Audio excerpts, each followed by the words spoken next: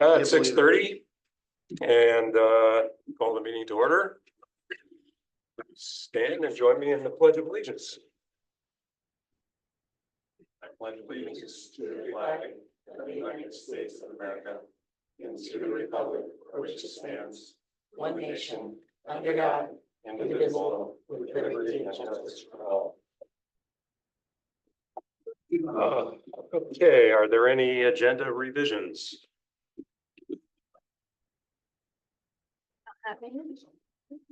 Nope. Okay. Move to the consent agenda. Any questions on the consent agenda? No, sir. Hi. None here. I hear a motion to approve the consent agenda. Motion to approve consent agenda. Motion seconded. All in favor? Aye. Aye. Opposed? Motion carries. Okay, next up is our board organization. So people probably know our board president resigned last June, and I've been serving as acting president in her absence. And as I said, from maybe the second or third meeting I was here, it's an honor and privilege to be part of this organization. It's been an honor and privilege to be acting president for the last little while. And it's an honor and privilege to nominate Sadie McKenzie. Well, thank you, Jim. Second, anybody second that? I'll second it. All right, so it's a roll call vote. Start with Ida. I approve. Aye. Aye. To approve myself? Aye. All right, congratulations, Sadie. Well, thank you you. very much. Now you get to sit in a big seat. I know. We'll switch. Thank you, Jim. I'll leave those. Try your water. I don't.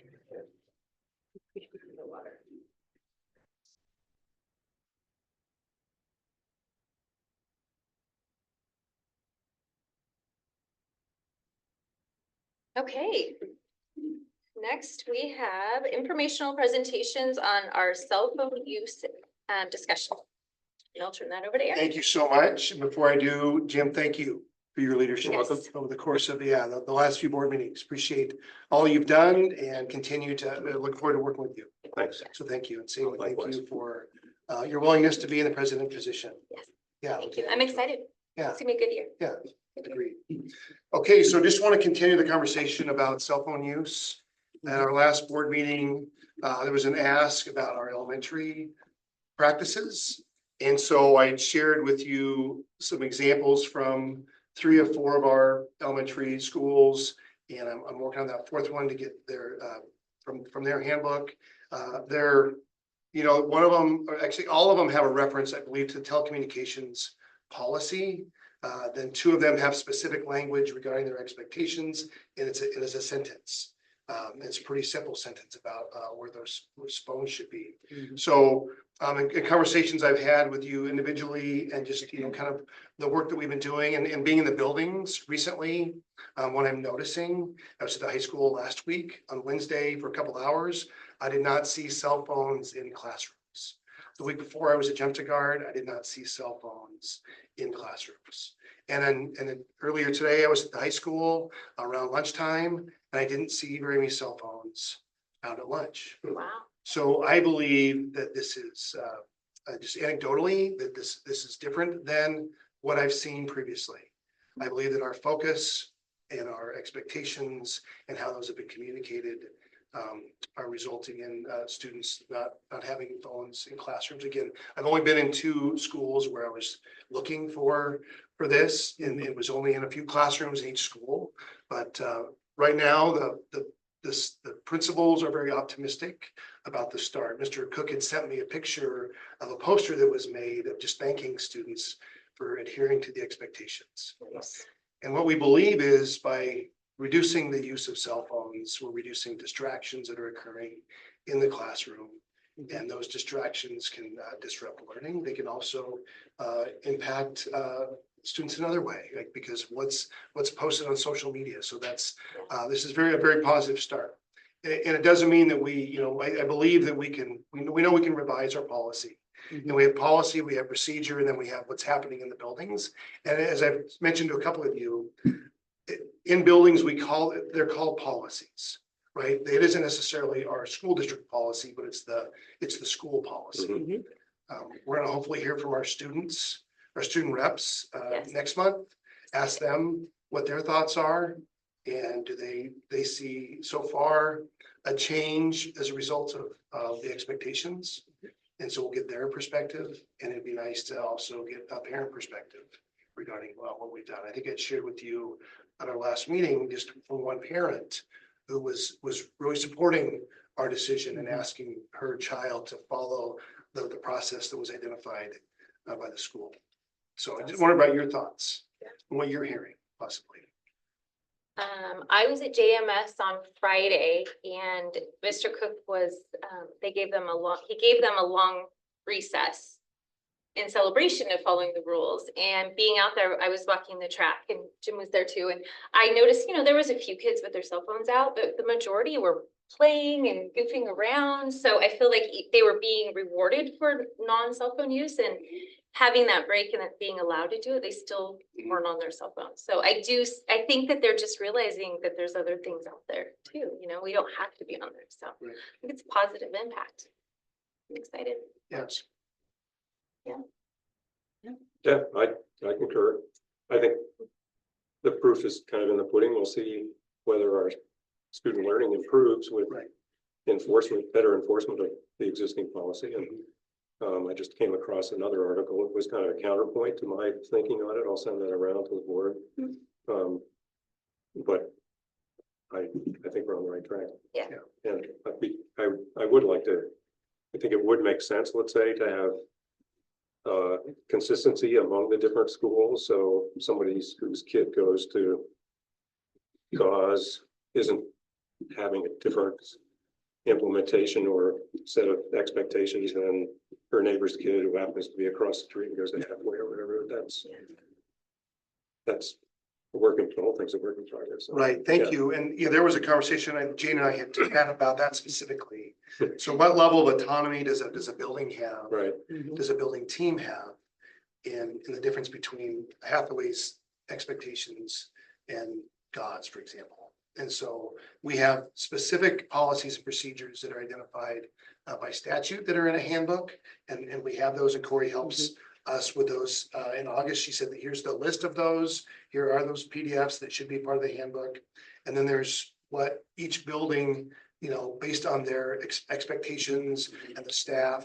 And so that level of autonomy, I believe, as a former building principal, is important. It also matters what the grade level is. So middle school versus high school, elementary versus middle. But I think that idea of throughout our system, there's this what it looks like a thought and a coordination between elementary, middle as they transition to middle, and then middle to high school. And so that we have that continuity through the system, as well as the consistency that you're talking about. And I think we did something different this year where we met with our building administrators. We dedicated time in August to talk about the handbook. So we will do that in June as well. And then we'll do it again in August. And that's our desire, is to make sure that there's consistency, not only because a student might go from one school to the next, but also just as a community. Like, we are one community. And if there's a best practice that we've identified, why would we not use that in each one of our buildings? And the same goes for classrooms. And that's where we see sometimes inconsistencies and follow through with specific expectations. So the more that there's that consistency on communicating, coaching, teaching, and enforcing, that really is helpful. Then there isn't a question from one classroom to the next for students. I think that part's important. I guess I'm curious how, I don't know if there's any information on this, but how often are teachers or administrators having to deal with off-hour incidents that relate to social media that then bleed into the classroom? Yeah, that's a good question. Oh, yeah. And so if it results in, say, discipline, then we can track something like that through our system because we've documented that within our system. We have two systems. Connor will probably talk about two systems, cumulative, where we have information regarding student discipline, and then also a Swiss, this application that we call Swiss, which school-wide information system, intervention system, where we track referrals, and it provides us information. So there's two places where we can track that. And then, you know, what you're like, is it anecdotal? Is there a way for us to easily track it? Not necessarily easily track it. If it's something that deals with after hours, an event on social media, I know that through our system with email, what is our system through email? Securely, we get notified, principals get notified, building administrators get notified. We get notified when there's a concern because a student has using email. There's certain words, certain topics. So that's another way for us to somewhat. If they use the schools. Yes, use our school technology. Technology, yeah. Yeah. Okay.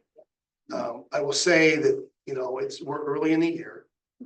And right now, if it results in the student being excluded, that information comes to us directly. And we can, right now it's easy to track that kind of information. And then as we get into the year, depending on the frequency of those, but that is something we can, you appreciate your ask. And then, you know, are we tracking that to see if what we're doing has mitigated some of those issues? Any other thoughts? Do we have any Thank- issues on the buses? With cell phone use? You know, I don't know that I've seen anything recently. Okay. Now, I will say that I was on a bus, I was on a Gauze bus on Friday, and I was a guest writer. And although I didn't look backwards that often, because it's kind of uncomfortable for me, to turn and look backwards, and you're not supposed to. Yeah. You know, it was hard to see students. Mhm. And so it was hard to tell. Now, majority of our buses have cameras. And so there's different cameras in buses. So, but I don't know that there's challenges with cell phone use on buses. I don't know how many drivers are able to determine. I don't know what level of expectation there is for our students on buses. You know, as far as the drivers go, I don't know that that's something we've addressed at this point. Yeah. Because it's just hard to see. Oh, yeah. Well, and I can't imagine kids can't use them on the buses, right? So I guess it would just be more of making sure they don't video anything that's going on in the bus or something like that. Or share inappropriate content. Yeah. All ages. Right. Yeah, Mm. right. You're not And I sure. don't know how much control we can have over that because it's really. Yeah. the parent. Yeah. Yeah, I do know that, yeah, Love that has occurred. Okay. We've and when that does occur, we know about it and we follow up, and depending on the situation, you know, our level of support will vary. Yeah. So that, yeah, it is something that can happen for sure. Thank you. All right, so I think we'll keep it as like an open discussion. Sure. As we move through the year, again, we'll hear from our students, hopefully, Yeah. in a couple weeks. I think our building administrators in their presentations, this might be something that they bring up. Is it, we believe this is something that can impact the culture of a building in a positive way. Yeah, I'm sure. All right, next up is executive responsibility 16, which is student discipline. And that is going to be Aaron and Connor to give us Yes. the presentation. All right.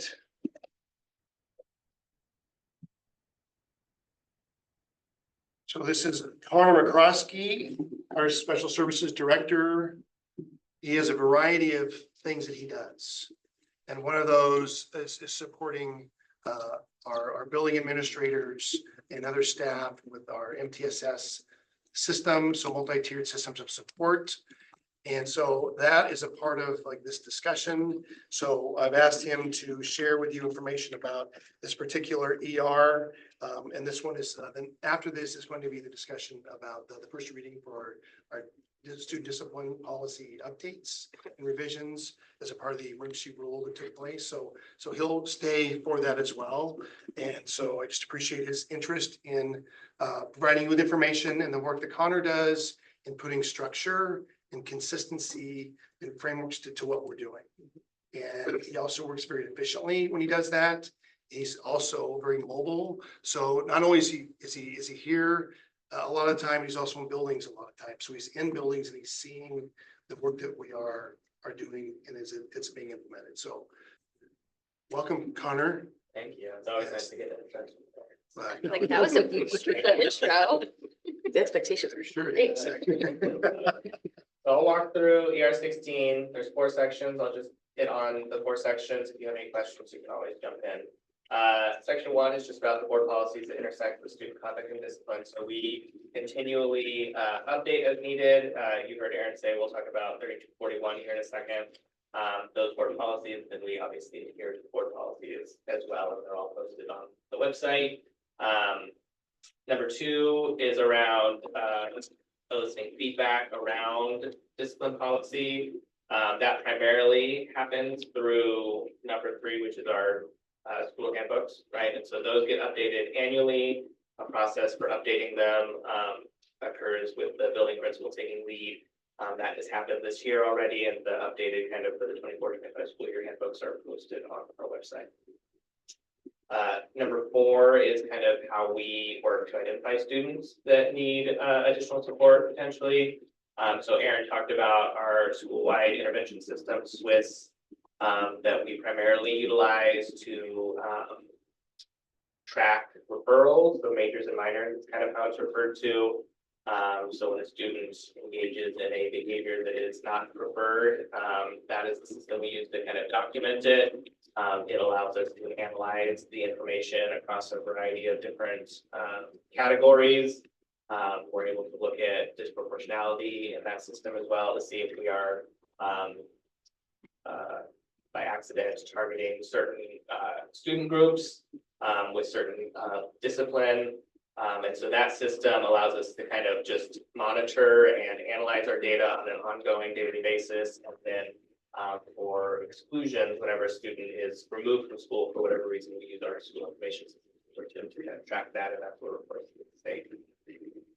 So that's the update. We're continuing to do all the work. Do you have any questions about any of those pieces? I'm curious about any trends that you've seen. You've been here for several years. Are you seeing trends in discipline issues among our different school sites? Yeah, I think you'll hear more when we present the end report here in Okay. a week or two. But I think when we look at exclusions, so anytime a student's removed from school, that has been a big focus to ensure that our buildings know when and why student exclusion is appropriate, and that we are not unnecessarily excluding students from the learning. And so that specific category has decreased year over year, which is really positive. And then I think if you look at like our district compared to our region, we land roughly 2.5% of our student population is excluded any given kind of school year. Some of our kind of neighbors are closer to like 6% of the student population are excluded. So when you kind of compare us, we're doing a good job overall of excluding a low number of students each year, and making sure that each building is doing a good job of decreasing their building level exclusions year over year. So we're doing a good job and our kids are doing a good job. Yeah. Yes. Yeah. Anything else? Okay, All right. thanks, Connor. Thanks, Connor. Welcome. I'm gonna say. I think you should. Thank you. Hang out for a minute. All right. Next up, we've got our policy revision for policy 3241, which is student discipline, and this will be our first reading. And that goes over to Aaron and Connor as well. Yes, thank you. So in 2019, we made major revisions to student discipline. And so that really required us we brought in an attorney who helped us understand those changes. These were major changes for our practice and what we were doing. So this, I think there maybe has been a couple minor revisions. This is like not, I would say, as major as what happened in 2019, but these revisions, which were a part of an emergency rule that occurred through July and August. And yeah, this is our first reading, and then there'll be a decision at our next business meeting. So Connor's going to go over kind of like what is it about this particular change or these changes that we think are important for you to know. Our building administrators understand the changes that have occurred. There will be training over the course of really this semester by ESD 112, by their organizations to help us with the interpretation, even though what you read from Stevens Clay, it's I think pretty good summary of the changes. But Connor, share with us. Yes, Connor, please. So three major kind of categories that the policy update changes. One is the definition of discipline has changed to this category of other forms of discipline that are removed. And then the way we handle classroom exclusions has changed, right? So first off, the definition of discipline has kind of been removed and now it's defaulting to the RCW, which just talks about it as discretionary discipline or non-discretionary discipline, right? So discretionary discipline is kind of everything at the discretion, right, of the building administrator versus non-discretionary, where there are specific actions that a student may take that would then require an administrator to do something, right? You can think about bringing a firearm onto school property, a mandatory kind of response for the weapon on that, right? So that's the non-discretionary piece. So it kind of defaulted back to discretionary versus non-discretionary. There's not a general definition of discipline. The other forms of discipline category used to be this idea that you needed to, as a staff member, try some things first before you include student, right, or administer discipline. And there is a recognition that in some categories and cases that is no longer needed. For example, if I choose to go up during lunch and punch a student in the face, there's not a lot as an adult that maybe could have been done in anticipation of that. Something just happened and you can't try to redirect in the moment because there was no warning, right? So that kind of category has been eliminated. There is still the expectation and the understanding that classroom teachers especially are doing a lot of work proactively and preventatively before students are being removed from the classroom. And then to that point, classroom exclusions used to be defined as removal from the classroom or an instructional activity. And now the definition is removal from the classroom and instructional activity. And so the practical application of that is now a teacher is not administering discipline when they talk to a student and say, oh, it looks like you need a break. Can you go back into the calming corner and take a break? They've been removed from the instructional activity. They're still in the classroom. And so that and or piece has changed and allows the teacher to put in some proactive preventative things that might support a student. And as long as they're in the classroom, they're not being excluded for the recognition. So those are the three kind of big shifts that happened. And this is, to Aaron's point, the first step that OSBI is taking to kind of shift some of the ways that school districts are administering discipline on a more local level. There's a promise that there'll be more changes. Yeah. So we can expect to see more changes throughout the year. We don't know that if it's going to be another emergency rule, if this is something that will happen maybe for the 25-26 school year and beyond, we're not sure. Other than there's basically a promise that there will be more changes. Yeah. One of the schools we toured had a kind of a calming room, a green room or something they called it, which I guess is removing both from the instruction and the space. Has that been effective as far as calming students down that get a little out of control? I would say probably not a ton of our, so I would say like Jump to Guard is a great example of a building that has a specific office space set up as a calming room in their office that students can opt to utilize, and that is a positive thing. Students are regularly utilizing that as an option. It's a good location for staff to then check in with the student that's right next to the counselor's office, for example. And so it's a good option for students when we think about replacement behaviors, right? Instead of a student wandering the hallway when they're frustrated or dysregulated, they're taught to go to an appropriate place where they can, right? Calm down, take a break and all that kind of stuff. And so students choosing to utilize that as an option is a positive thing. So it's not a discipline, they're not getting sent there, they're choosing to go there to take a Yeah. break. There's options, right? Some Right. students self-select to go there, and sometimes the adult gets to self-select, right? Got it, They're okay. running through, right, Yeah, a variety okay, you need a of minute. opportunities, and student doesn't choose one, the adult might say, now Let's you take a need to minute." take a break, Yeah. because that's what's gonna be. And I mean, I in, like that. in general, a common corner would be a place to start, and if Yeah, we there's always further encourage, disruption, they might yeah, move them. we encourage our classroom teachers to have spaces like that Mhm. in all of the rooms, Yeah. right? So it is a choice. It's not something that's needed for just Mandated. certain students. It's good for Right. any student that needs it. And is that in, oh, Go ahead. is that in all grades? I mean, is it all, yeah, so if Yeah, so we have definitely something like that. elementary, it's widely used. Yeah, I've seen Middle that school, in it's elementary. available. Middle school is sometimes a little different because of the structure of the classes and the setup. But Sure. there is, for example, building spaces for Right. that. And at the high school, we have specific classrooms that have that space. That's And great. the classroom or the high school, the building has rooms for students to take breaks. Okay, very cool, I like it. Yeah, thank you. Just to summarize, when we go to elementary schools for visits, that'd be something you could be looking for. So in a classroom, you'll see in a classroom where it's pretty obvious there's a common corner.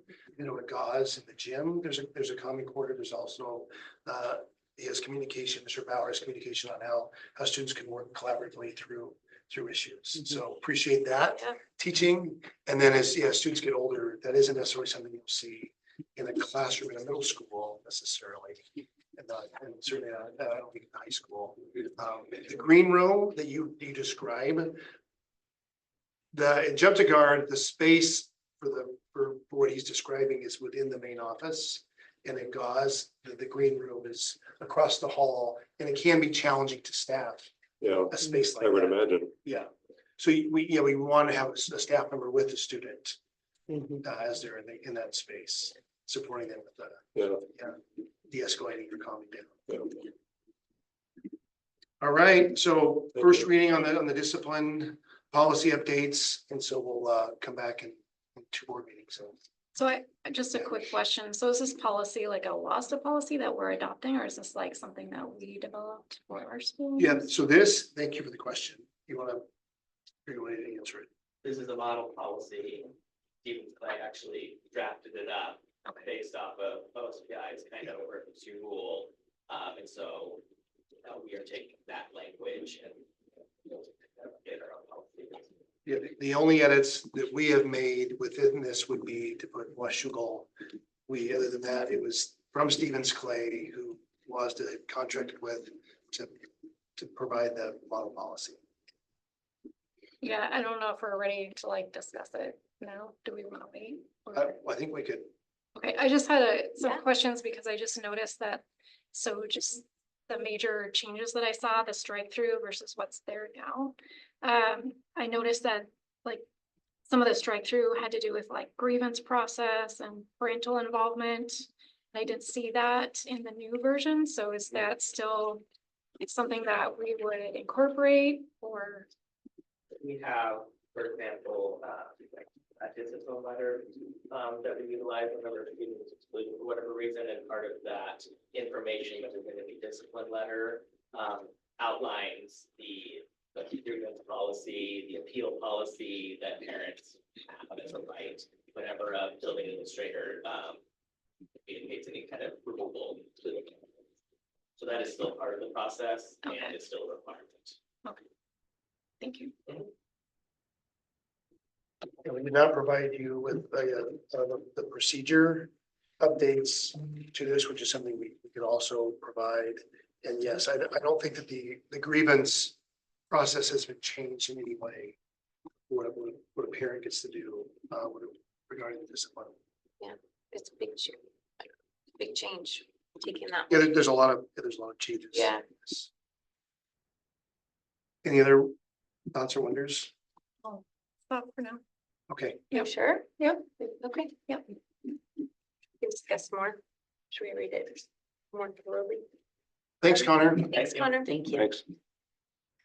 Okay, what do we got next? We have a new policy, policy 6550. And I will turn this over to Aaron. Right, so policy 6550, where this came about was we had a building administrator who asked if we were going to renew a subscription that we have. This is at the high school. This is to provide support with math teachers. And there's actually, it was a better deal for us if we went with like a 2-year subscription commitment instead of the 1 year.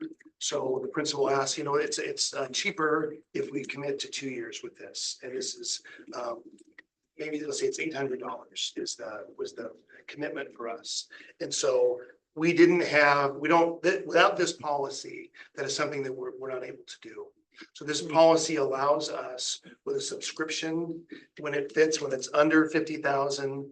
And in this case, it would be more than a year that we would be able to make this commitment for the subscription without logging this in essence, this liability on a form that we're required to do for auditing purposes. So it allows us to make those types of commitments when they meet the requirements. If it's over 50,000 and over a year, then we have to follow a different process for reporting. Okay. And so that's why we're hoping to be able to utilize this. We looked at other districts locally in determining that threshold of $50,000. And so what we noticed was a couple districts smaller than us and then larger than us. That's what they had as far as the threshold. So again, it's for leases and subscriptions that are longer than a year. I'm assuming teachers still have to come to you, get approvals and Yes, all of yeah, that. thank stuff. you. Yes, Okay. yeah, this idea of a long-term liability. So if we're committing with a subscription or a lease, Right, and it's more than 50,000, and we have to plan for that. We have to budget for that. yeah, So this is putting it, when it is that amount, then we have to log it on a different form that we're tracking that commitment over a long time and that amount of money. okay. So we're appropriately budgeting for those expenses. Okay. So it's called the long-term liability. Yep. Any questions about that? Straightforward. Account. Yeah. And yeah, I'm sure you probably know this, that way, I'm gonna say anyway, that any revisions, it's gonna be connected to a statute that was changed and really is required, Right, or it's something that's gonna help us in our efficiencies. right.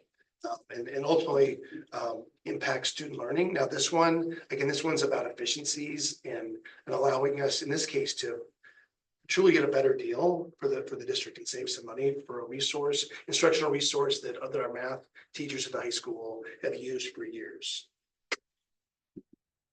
Okay, Makes sense. thank you. All right. I guess, Wow, cruising. yeah, we're cruising.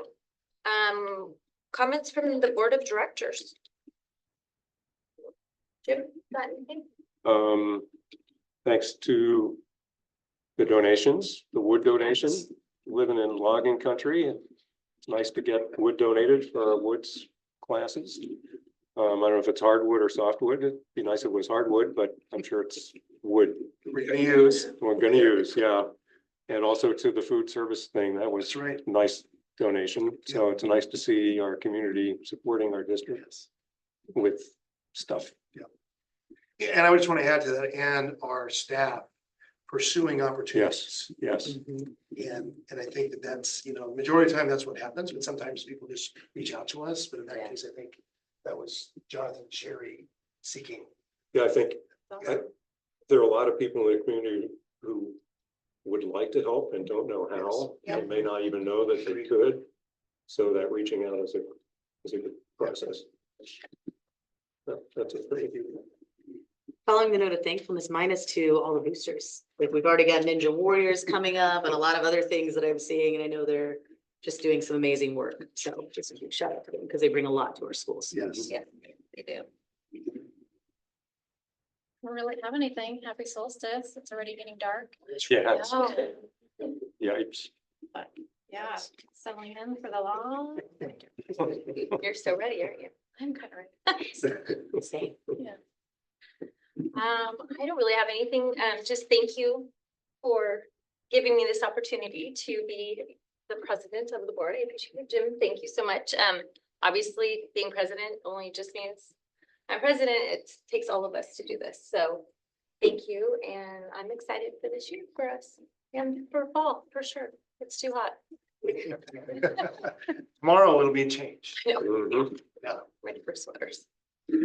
Okay, superintendent's update, like, Yep, thank you. So I've got some slides. So I would start with Team Washougal. And yeah, what a great picture, right? So We need everybody's to- smiling. We're all there. Yes, thank you. I tried to adjust it. So I was trying to get more vertical. So gosh, I look whiter than I think I know. I look really hot. Like, and I think it was the angle I. where we took that picture. So great team. Transitional kindergarten started this week. So cute, so excited. Yeah, Connor, well done with the leadership. TK, our building administrators, our TK teachers, our TK paras. So they started today. So you wonder, like, what are our TK teachers doing and our paras doing up until today? Excuse me, this week. And they were supporting kindergarten. They were supporting in buildings, just doing a good job, being collaborative, being a great teammate, and getting ready. So here's some pictures I think Les took or that were shared. So we're just excited. We have a fourth TK for the first time. We have a TK in every elementary school. We have, I think, 80 students. We actually have a waiting list, I believe. still. Really? So, Wow. yep. So it's great news. We're excited. And, you talk about like the impact of having our 4-year-olds having a year of school under their belts. And then when they come into kindergartners and their readiness. And so that is something that hopefully we will be able to track and be able to demonstrate and to show you like the impact of this program. So we Yeah, really I'm appreciate excited. that and our families choosing to enroll their students. Just a reminder, and I think you received this from Corey, that the date is the 24th. It's at Excelsior. Margaret's great work and her team will be there. And so you are invited to participate in that and to enjoy in the festivities. So I hope you will consider that. And there's a little dessert there. Small bites. Our And kids small are gonna bites. be there. Yep, we'll have music. Excellent. Nice. So looking forward to that. And you'll learn more about CTE, Yeah. Career and Technical Education program that we have and all that's offered. And so that'll be in a future presentation. Reminder about the listening tour. And so I know that Les has pushed this out. And also it was a part of a communication I sent to the staff earlier this week. There was a staff only meeting that's on the 8th. And so we talked about how could we support staff and being there and maybe staff who, don't necessarily want their building administrator to be there. We didn't have that come up as an ask, but it was something that we discussed. So we've asked our building administrators to come at 5:15, so 45 minutes after we start. And so that's been communicated multiple times, looking forward to our listening tour events. And we learn a lot. And I think about our strategic plan and how are we'll be talking about what does that look like? And how are we seeking input and feedback? This is one way that I think that will help you and myself hear from our community members and staff who participate. They come and they sit down and they share their thoughts. And this is a great way for two-way communication. So looking forward to our first two events in October. So our cheerleaders, this was our cheerleaders at UW on Saturday. So they went up and they participated along with, it looks like 1,000 other cheerleaders in the state. I think these are all from our state. I'm not sure, it's hard to tell. I took this picture. I'm on the 300 level. I'm in row or section 326, row 15. I was a long way. And it's hard to tell, but I was trying to focus on our cheerleaders. So you see black and orange in there. So those are our cheerleaders. I verified that today. I was at the high school in the cheer camp. So annually, our cheerleaders host cheer camp. So it's happening right now. I think there's 100 plus, maybe 120 plus little cheerleaders participating with our big cheerleaders. And it is one of the most amazing events that we do. So And I just love the connection, the mentoring that happens. And then on Friday night at the game, there's gonna be a lot of parents and grandparents and great grandparents and aunts and uncles that are gonna be there for their performance. I love that. So much energy, so much excitement. Yeah, so that was pretty amazing to see them there. Now, I wasn't there just for our cheerleaders, so I happened to be there. It's wonderful. So I'm gonna take a moment to share a little bit about me. So on the left is my family. This was after the game. This was UW versus Northwestern. My son's a UW student, so we were there to see him, and then my daughter, who's a college student, had never been to a college football game at UW. She goes to a school that doesn't have a football. Yeah. So this is her chance to have that experience. And so that's us on the left. On the right or in the middle, that's a picture of my son who was working. He works for the university. He does the TV timeout clock. So That is so it looked really close. exciting. That's him. And then that's another picture of him closer. So anyway, sorry for that moment, but he was working and it was a proud day. I have a lot of pictures from that distance. It's hard to tell. What am I taking a That's picture my of? kid, I swear. Yeah, so that's basically the update. And so. Well, thank you. Yeah, good start. Hearing it was a good start. And there's things that we are gonna be with our district leadership team, which is Monday. We're gonna be looking at how did things go for basically in August. And we're gonna schedule a date in June. Actually, it's already scheduled. We're gonna talk about the following year. So just like being reflective, documenting areas that we can improve, what went well, and those things that went well, we want to keep doing, and those things that need to be improved, we want to improve them. When is our ins report? Ends report is October 6th. Yep. Is that it? The first board meeting, so it's Yeah, the I'm not coming on Sunday. October 8th. We are going to be presenting the ends report. We actually met on Monday, talking about, we have a meeting later on this week to work on our presentation and what we're sharing. And I think I shared with you, we're trying to condense the amount of information that we share. We are prioritizing specific data that we're going to talk about. So yeah, so we're working on that. So it's the next board meeting. We're going to be talking about the ends report and sharing that information. I like that. So Yeah. looking forward to that. Let me just check real quick. Sorry, there was one more thing I want to talk about. And I don't have a picture of it, but actually there's two things. So building visits, classroom visits, and program visits. So one of the things I'm trying to do is to visit classrooms, visit buildings, and then visit programs. On Friday, a program visit was getting a bus and doing a bus route and seeing what was going on. It's also when I visit with and meet with David Tsao, who's our supervisor for transportation, I go to that building, I go to that department, I go to that program. We are moving many of our meetings that typically would have in the district office, 2 buildings. And so that is important because it gets us in the building. And I think that helps us see what's happening. I think it develops empathy for us. I think it develops or reinforces or strengthens relationships with those individuals. So that's going to continue to be something that we're doing, is pushing into buildings.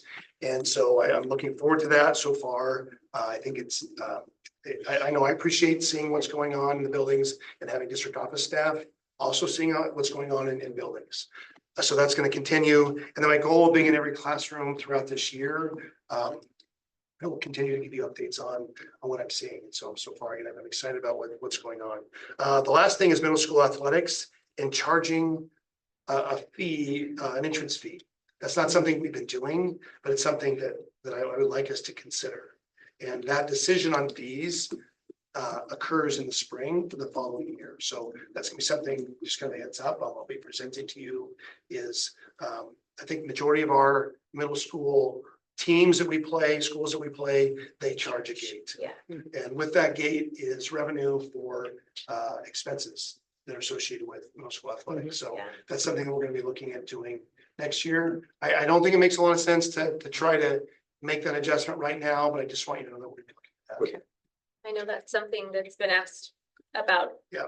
A few times, so I'm glad Yep. we're looking into that. This is That's a important. spectator fee you're talking about. Exactly, yes, so a spectator fee, so when you're going as a spectator to see one of the athletic events that we have, that you'll be charged. And there's a rate that's established by the league. And I don't know necessarily for middle school if there's a season rate or not. That would be something that we would be, we'd be researching. Right. Season And it'd be pass or something, consistent. yeah. Yeah. And would that pay for security or something? Because if you're charging a gate, I'm thinking about the Jeff DeGard football field. I think that's the whole, I think that's. Pretty open field. Yeah. It is, so yeah, that is probably the most, that's the that's most for open. venues, that's the most challenging venue. Right, And now what we will pay, like, there'll be some expenses. right. And it's the people who were taking money. So that's one of them. It also will help with referee expenses. It'll Yeah. help with, potentially uniform, other expenses associated with that. We don't have security at middle school events. We have our building administrators Okay. as supervising. That's security, Mr. yeah, Cook's yeah. can be pretty intimidating. yeah, sure. He stood there. And do we charge uniform fees to the players at all? Like, just out of curiosity? No, there's Okay. a participation fee, but we don't have a uniform. fee. Okay, Yeah, and I did watch a middle school event last week. It was football. And I was just thrilled with what I saw. I happened to be a former football coach. I was a football player, watching our coaches, working with our athletes. I was really impressed. I was, excited about what I saw. They were competitive, they were well coached, and the coaches were, they were kind, they were respectful, they were supportive. So all those things that we want to see happening. Yeah. And I know there's lots of other middle school sports happening. Mr. Cook sent out a communication about the first winter sport, like we have 2 winter seasons, so season 1 it's just around the corner. So it happens quickly. volleyball or something in season 1? Yeah, volleyball is happening right now. Okay, Cross country is happening now, volleyball is happening now, and football is happening now. you're thinking about having a gate fee for every sport or just for, We would. Well, Yeah. I guess we can talk about. Yeah. There might be one that maybe they don't charge for in our league. I don't know. I don't know about it. I don't know enough about it, but I don't know which one that would be. well, something like cross country? It can be really challenging to, because the. You're not really Find out. succeeding. Yeah, I don't know that we, yes, if our meet is at the port, I don't think we're charging Yeah, at the port. So yeah, it wouldn't necessarily, that does matter. And with with jumping guard, we're gonna have to figure out where would we How to set up deal with the that, gate. yeah. And I know that there might be some people who are. They able just to- walk in and able it's, to walk it is in, what it but is. what we're hearing is families want to pay. no, I'm Yeah. sure. They want to support this, so. They Yeah, Did they exactly. really? Yeah, we Yeah. used to, prior to, 2019, 20, I think that, yeah. Or actually, that might. Especially for like basketball, I think basketball. And indoor sports. Indoor sports. Yes, yeah, Yep. certainly I indoor remember sports. doing that. Yeah, it's much easier to Are control. you thinking about a fence around the jump to Yeah, go possibly, field yeah. or, because that's an Yep. expensive, Yeah, there could be, One and that's where we type of start fence, yeah. getting into, we Cost benefit, we have yeah. vendors in the community that maybe they have a product that Yeah. they would support us with, yeah, and so it's a temporary fence, yeah. possibly. Okay, just curious. Yeah. All right, Okay. thank you. Thank you. Okay, so we have citizen comments. We have 2. So we actually have one Zoom. via Zoom. Oh, via Zoom. So Okay. first, and then we have 2 others. Okay, all right, and I'll read my script first. All right, there is opportunity for citizen comment at tonight's meeting. The first opportunity is for general comments. If there is a proposal for action on the agenda, there will be additional time for input during the portion of the meeting to hear comments specific to those agenda items. The board and administrative staff like to hear comments from the public. This is our time to listen to you. Because this is a business meeting of the board of directors, the board will not respond to any public comment or questions or engage in conversation with the speaker. If follow-up action is appropriate, we will direct the superintendent to do so. Address comments to the board as a whole, not individual members, staff, or other audience members. We ask that you state your name. Please keep your comments to 3 minutes or less. If you hear the bell, we ask that you conclude your remarks. Up to 30 minutes will be allocated for public comment during this portion of the meeting. The board appreciates, listens, and cares about the broad range of perspectives in our community. We value everyone's comments. And thank you. Superintendent Aaron Hansen will now review the protocols. Yes, thank you. So I have my clock set for 3 minutes. We have, first person is going to be joining us via Zoom. I believe that's Patricia. Patricia, are you there? Hello, can you hear me? Yes. Yes, Yes, we All can. right. Go ahead. Great. Thank you so much for the opportunity to speak with you tonight. My name is Trish Bisher. I'm the staff to the Clark County Developmental Disabilities Advisory Board. The advisory board advises and makes recommendations to the Clark County Council relating to developmental disabilities issues and services. And the board provides community leadership on improvement of efficiency and effectiveness of community developmental disability programs. Each year, the advisory board hosts the Disability Employment Awards. This year, the event will be held on October 9th, 2024 from 4:30 to 6 p.m. Many of the nominees and award winners are former students of our local school districts. So we hope that you all can join us. This event is free and open to the public, and we also have snacks. So we hope you can make it. The award honors the role of people with developmental disabilities in assisting us to achieve a dynamic, productive workforce and recognizes the leadership of the business community. The event also celebrates October as National Disability Employment Awareness Month. And the event will be held at Clark College in Geyser Hall at 1933 Fort Vancouver Way, Vancouver, Washington. The event will be live streamed and recorded and aired on CVTV for those who prefer to watch from home. We are asking for registration so that we know how many people to expect in person. And for registration information, please email dd.program@clark.wa.gov. That's dd.program@clark.wa.gov or call 564-397-2130. Thank you so much and have a good night. Thank you. Thank you. All right, next up we have Mackenzie Byram, right?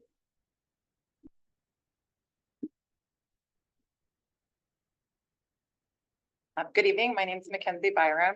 I've come to follow up on communication regarding my son's special education services at Canyon Creek Middle School. My son and I have been disappointed to learn that he doesn't have an arts block, band, or art on his schedule, as he was scheduled for time in the resource room for delivery of his special education minutes. In fact, all sixth grade students at CCMS requiring special education time in the resource room are taken out of their arts block. This scheduling choice is unique to CCMS and presents an inequity to those students receiving SPED. Further, this practice is not in line with the district's anti-discrimination policy that provides equal access for all students to academics and to programming. Unlike at CCMS, GEM2Guard offers push-in services at the sixth grade level, where the specially designed instruction, or SDI, is provided in a gen ed setting and the student is not pulled from a class. This is the best practice for SPED delivery and allows those students the opportunity to participate in their arts block. Leadership at CCMS has shared that due to the smaller size of our school, we lack the resources to provide this best practice to our students and offered to assist in transferring my son to JMS to take advantage of those resources. Obviously, in this case, resources mean staffing, and transferring my son to JMS is a ludicrous suggestion that does not address the inequity between the schools. Further, the Federal Individuals with Disabilities in Education Act, or IDEA, protects the access to SPED independent of staffing, or in this case, resources. I've addressed this inequity in the usual route by reaching out to the principal and SPED team at CCMS. I've called an IEP team meeting involving Connor, the SPED director, and finally, I've emailed you all to share my concern.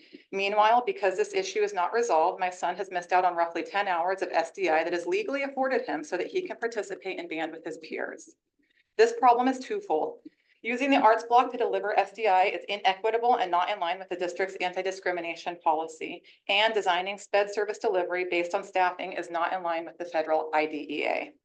As a district, we tell our students to use flexible thinking to solve everyday problems. It's time that the adult leadership in our district do the same. This is not a difficult problem to solve. In fact, I'll suggest two very reasonable solutions that would allow my son and the other sixth grade students receiving their federally protected SPED services at CCMS an equitable opportunity to engage in the arts. First, select another class, such as social studies, that students could be pulled from. As an educator, the special education teacher is equipped to integrate social studies curriculum into the students' SDI, whereas they could not replicate band in the resource room. And this would allow students the opportunity to equitably participate in band or art at CCMS. Alternatively, and preferably, the district should provide an equitable resource at CCMS to allow for best practice push-in services. In practice, this would mean using a mere 2 hours of para-educator time a day in the sixth grade social studies classrooms, far less than 1 FTE. Now, because we are all flexible thinkers, I don't suggest that these are the only two solutions to this problem. I remain eager to hear from leadership within our district to address this inequity and bring special education service delivery in line with the district's anti-discrimination policy and IDEA. Thank you. Thank you. All right, Amy Jones.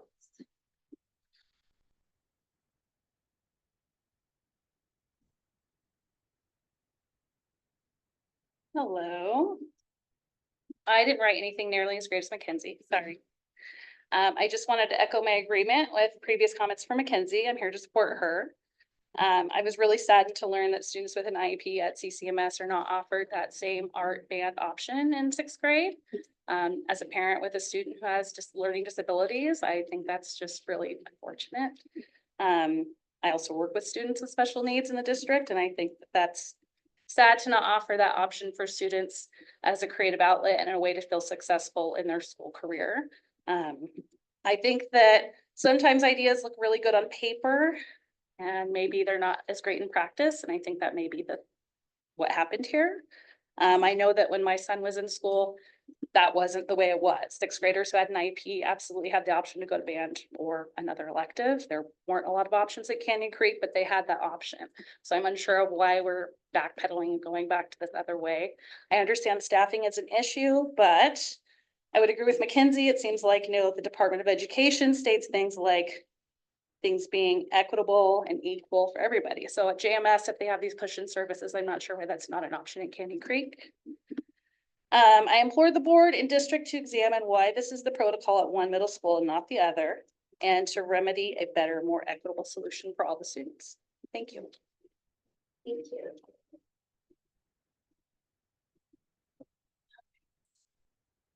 I think that is all. Do we have any future agenda items? I raised that last time about our board evaluations, and I'd like that on some future agenda, or suggest maybe the next workshop. Think about how we can The board evaluations? better evaluate in a useful way how we operate.